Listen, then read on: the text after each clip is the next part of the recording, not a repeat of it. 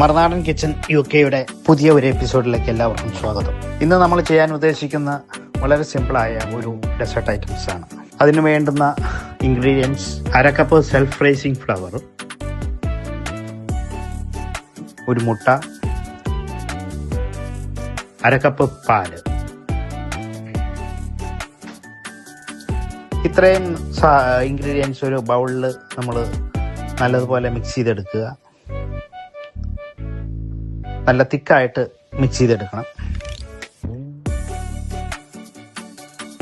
ആവശ്യത്തിന് ഷുഗർ. അതിനുശേഷം നമ്മൾ വേഫർ മെഷീനിലേക്ക് പകർത്തുക.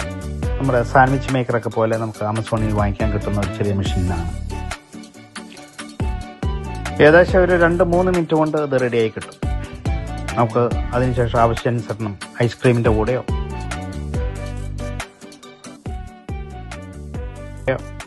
നമുക്ക് അതല്ലാതെ ബ്രേക്ക്ഫാസ്റ്റിന് ബട്ടർ പറ്റി ജാം പറ്റിയൊക്കെ നമുക്ക് കഴിക്കാൻ ഉപയോഗിക്കാം. എല്ലാവരും ഒന്ന് ട്രൈ ചെയ്യുമല്ലോ. Thank you.